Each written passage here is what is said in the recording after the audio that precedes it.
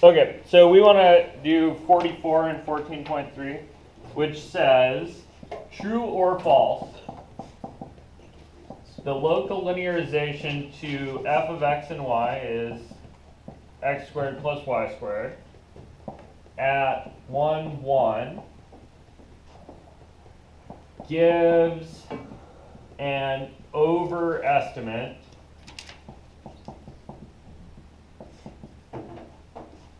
of the value of f at 1.04 comma 0.95. Okay.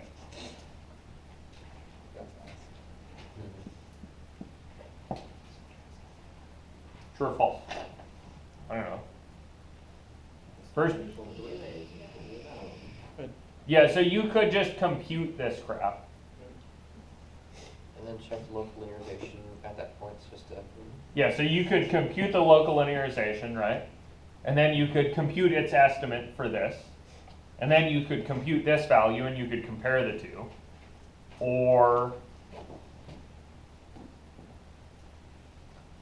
you could draw a picture and guess. I'm going to draw a picture and guess.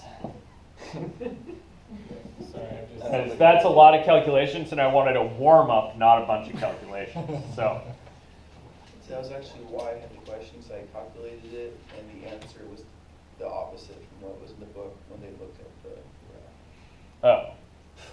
Well, let me try this and see what it says relative to the book. So I'm going to just toss some axes in here, right? So x and y, and the point 1, 1 is right here, yeah?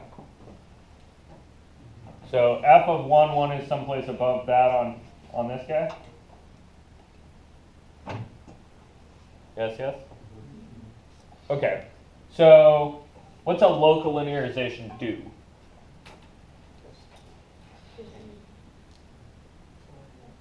Makes a what? It creates a plane that estimates the value. Yeah, so local linearization is a tangent plane, right? Okay, so there's some tangent plane here. Is that tangent plane above or below the surface? It's below. Okay, see that? It's definitely below. Right, so cross-section wise, that's looking like this.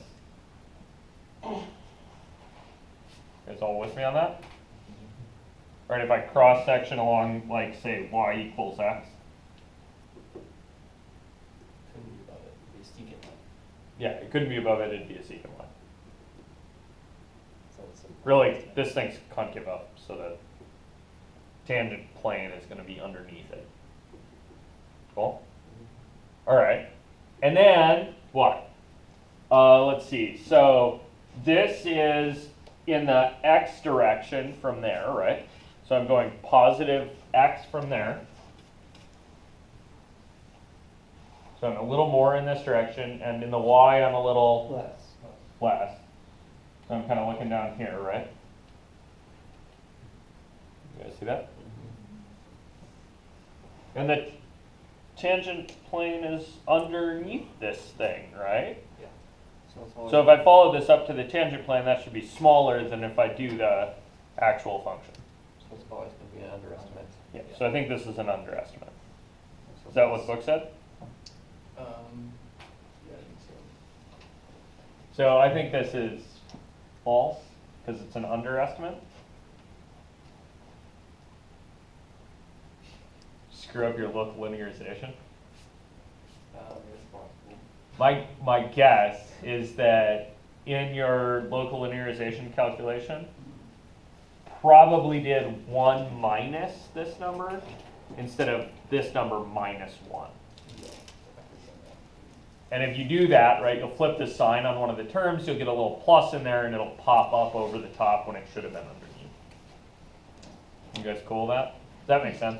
That local linearization, right, should be L of x and y is whatever.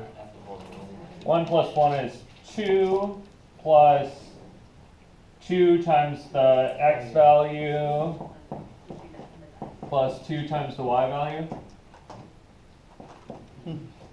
That should be your local linearization, because your partials are 2x and 2y, evaluated at 1 and 1. Yeah. And then if you plug these guys in there, you should get, so L at 1.04 and 0.95 should give you whatever you get here. 2 plus 0.08 minus 0.10. Give or take.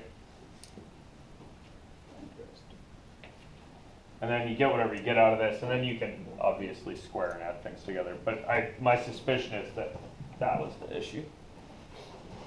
You guys cool with that?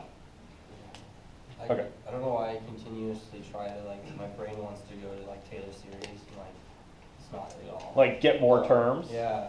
Yeah, so if you try to go to Taylor series and, like, get more terms, right? What do you do in second derivative land? You just make it a curved surface instead of just a flat plane. Yeah, it should be like making it a curved surface, right? But the problem is what?